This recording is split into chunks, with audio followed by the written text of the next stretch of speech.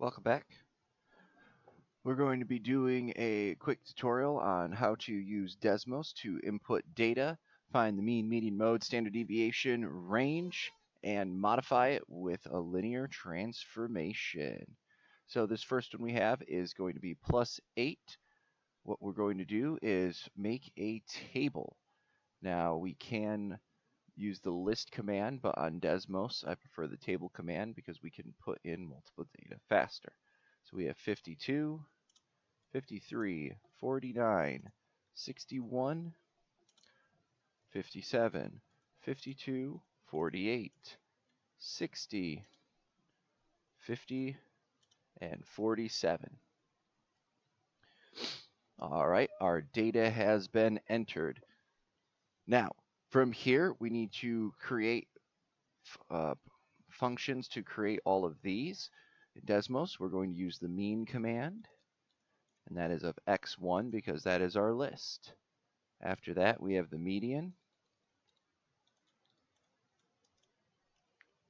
Now, to find the mode, we should use the sort command.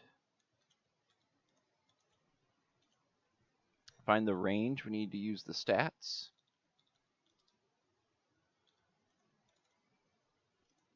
And then standard deviation, we use that command as well. So we have the average, our 5-number summary, our list sorted. Honestly, we don't need both the median and the stats of this because the median is listed in the stats. So we can just use the stats command, and that is one less thing we need to remember. All right, we have our mean. We can locate the mode. We have median. We can calculate the range, and we have standard deviation. Now what we have to do is make this so we can modify it. All right, from here, it says add 8 plus 8 plus 8 plus 8 and plus 8. All right, we have now added 8 onto each one of these. This gives us our mean is now 60.9. We're going to try to round everything to one decimal. The median is 60. The mode, let's look at our sorted list. 55, 56, 57, 58, 60, 60, 61. It looks like we have two 60s, so the mode will be 60. Our range is going to be the max minus the min.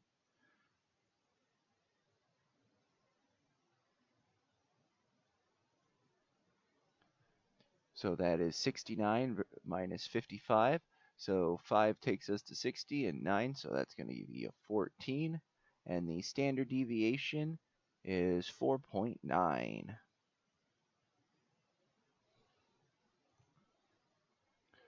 All right, now we're done with that problem, so let's delete.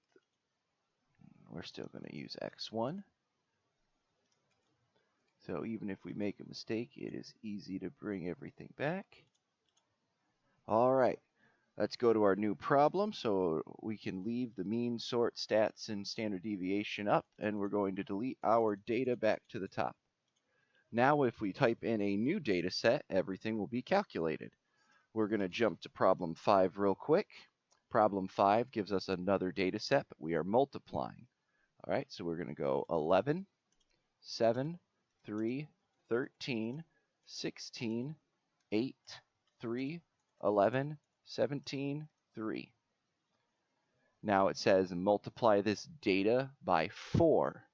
So we have our little functions down here that will give us our mean, our sorted list, 5-number summary, median, and standard deviation. And since we're going to multiply by 4, I'm just going to go 4 times in the front.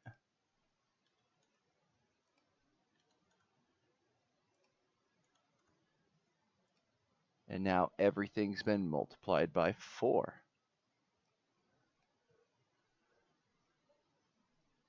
So our mean for this one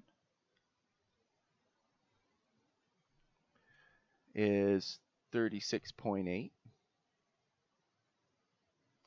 The median is 38. The mode, looking at our sorted list, 12, 12, 12. The mode is going to be 12. The range, 68 minus 12. That's going to give us 56 with a standard deviation of 21.1.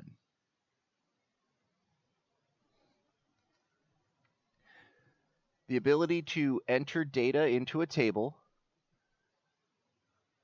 find the mean, sort the data, get the 5-number summary, calculate the standard deviation, and then manipulate it by addition or multiplication, either adding it to the end of a function